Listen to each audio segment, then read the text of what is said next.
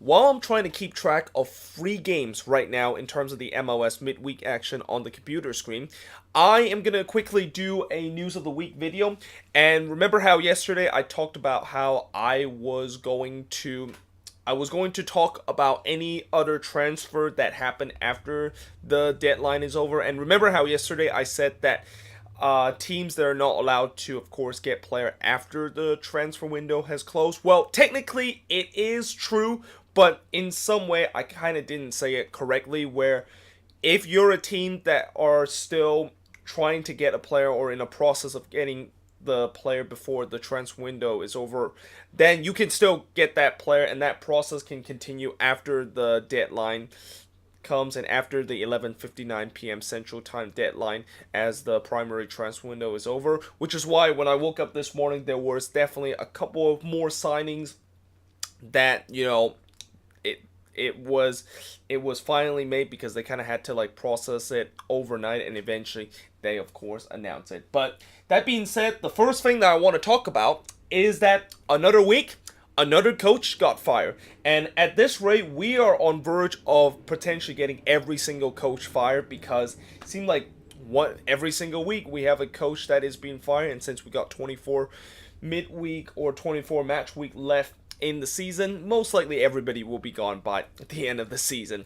But all jokes aside, obviously the latest victim in terms of the coaching fire this season is surprisingly Alan Koch, who has been fired by FC Cincinnati after just 10 games in MLS. And I know for a couple of people and for FC Cincinnati fan, this shouldn't come as a surprise, because it's clear that Alan Koch, whatever he was trying to implement with this team and the culture that he was building with this team, yeah, it did not work whatsoever when they come to MLS. And especially the fact that, when you are a team that haven't won in 5 games and haven't even scored a goal in any of those 5 games, and also when you decided to make some clueless kind of statement, talk about how, oh, we have 5 central defense mid in our team, and, we're trying to put some of our defensive mid as attacking player, even though most of those defensive mid player are not attacking player. And we also decided to put a couple of player out of position because we don't have anybody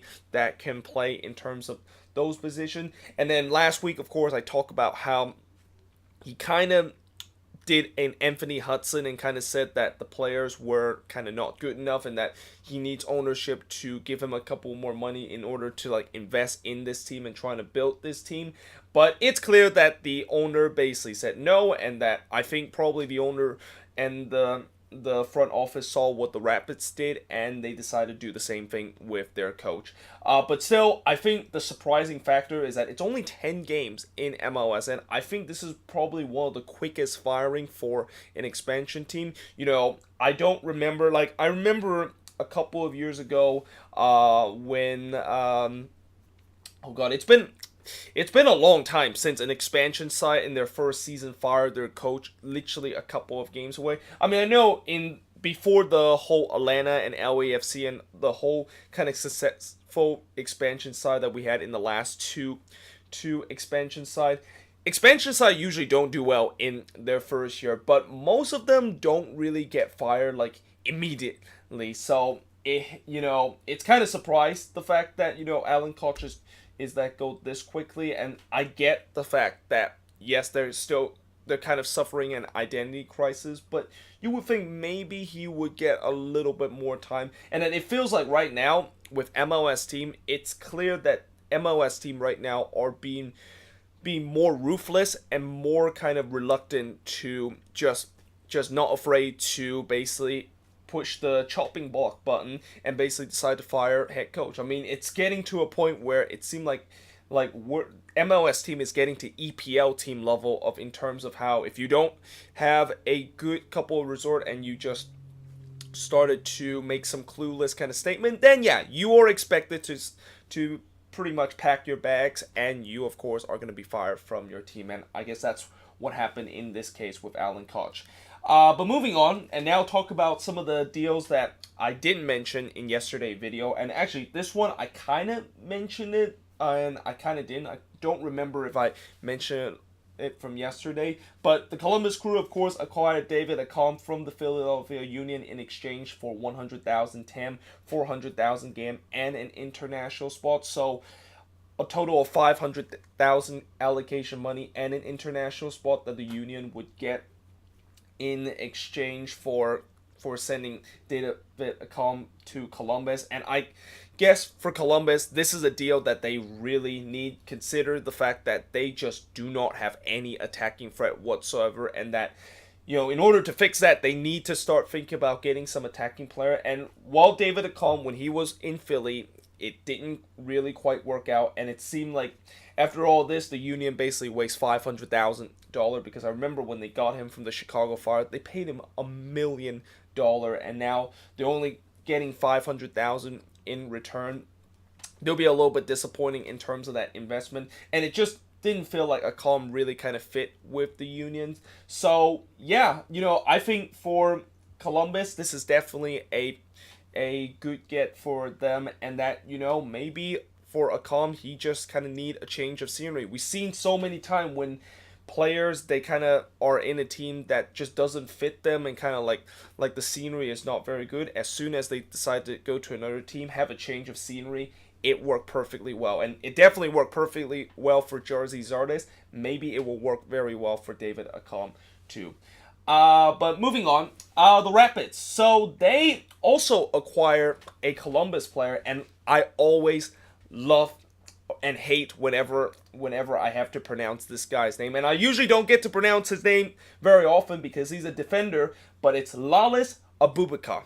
I hope I get that correctly, but he, of course, is going to be going to the Rapids, and he's actually going to be going to the Rapids not via a trade, but a rare season domestic loan for 125,000 allocation money. And the reason why I say it's a rare season domestic loan is you usually do not see a lot of kind of in-league kind of domestic trade where a player would be sending to another MLS team and it's only for like a season loan. Usually when that player goes to another team, it's either via trade or it's just they're sending them off of waivers. But you rarely see teams just decide to get somebody for a season loan. And for the Rapids, I think this is definitely a good kind of picked up for them, because it's clear that they definitely need some defensive enforcement. I mean, I believe they have the worst defense in the league right now, and they have just conceded 3 goals in the last 4 games. And it's clear that back line is an absolute hot garbage right now. And I think with Abubakar, who was very decent when he was with Columbus, will at least stabilize that defense a little bit. It might not continue to be just a hot garbage mess, but at least they will not be concede like 3 goals every single game for this season. Speaking of the Rapids, Benny Feilhaber, so he is actually returning to SKC.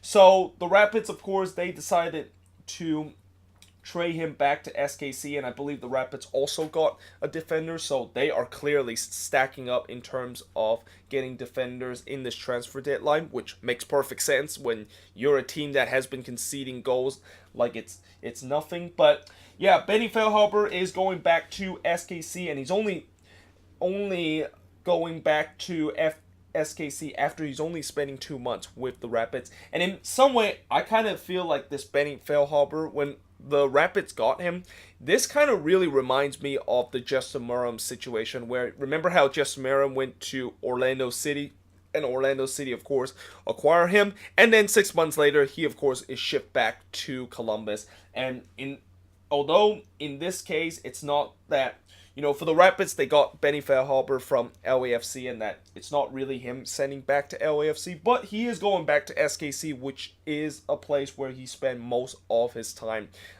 with. And I think for SKC, this is definitely a decent signing for them, because it's clear that they need some fresh bodies in their team. Like, this team for SKC is so depleted right now that they don't really care what kind of quality of player that they have, and they're just hoping that Benny Feilhaber can do what he did when he was with the team in his first stint, which was very, very decent. But next up, Francisco Calvo. So I kind of mentioned this a little bit in yesterday's video, but he was not happy to be traded to the Chicago Fire and actually lash out on Minnesota head coach Adrian Heath.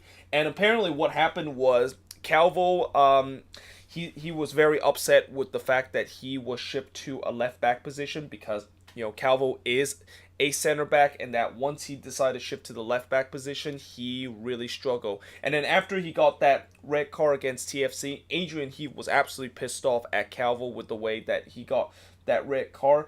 But obviously Francesco Calvo were not happy because of the fact that, well, yes, you're pissed off the fact that I got sent off, but at the same time, you basically play in a position that I'm not familiar with, and that, yeah, that's where kind of the whole fallout happened between him and Adrian Heath. And I guess in some way, I think there are two ways to look at this. One, I think Francesco Calvo, he has the right to be not happy with the way that he's playing out of position, and that, Adrian Heath, we know that he is a coach that has known to do some weird things with his team, and he has the habit of playing players out of position. So, yeah, that's one way that I can look at it. But then the other way I can look at it is that, remember that red card that Francesco Calvo got? Yeah, because that red card was just a silly red card, and maybe that is the reason why Adrian Heath kind of yelled at him. Not because he didn't really had a good performance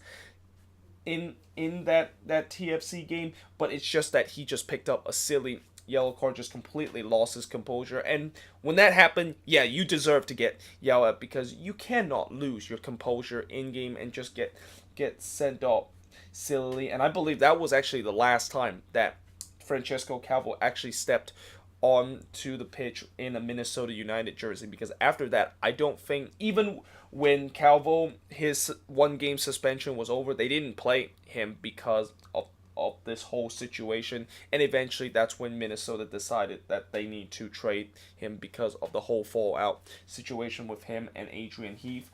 But yeah, next up, Ezequiel Barco, of course, win MLS Player of the Week. I think this is the second time this season that he has win Player of the Week, while Carlos Vela win Player of the Month again for the second week in a row. So congratulations to both of those players. Definitely well deserved for both of those players winning those awards. And finally, the Chicago Fire has just announced a couple of hours ago that they are planning to leave Bridgeville and planning to leave SeatGeek Stadium and head back to Soldier Field. So the Fire, of course, used to play at Soldier Field. I think they start playing Soldier Field in their expansion year in 1997. And, I guess in some way it's a great idea for the Fire to finally move out of Bridgeville, because it's clear that it does not work. Like, the Fire playing at Bridgeville, you've seen how bad the attendance has been.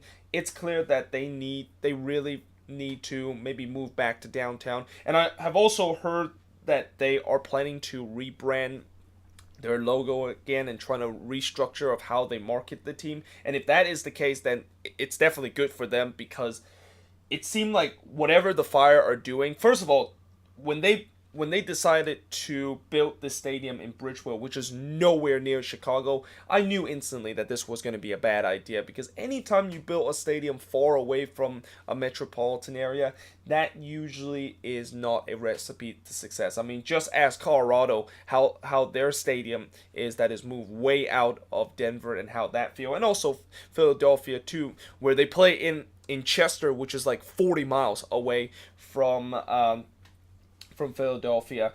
Now, the thing that I am a little bit worried about this is that with them moving back to Soldier Field, this feels like a very MLS 1.0 stuff.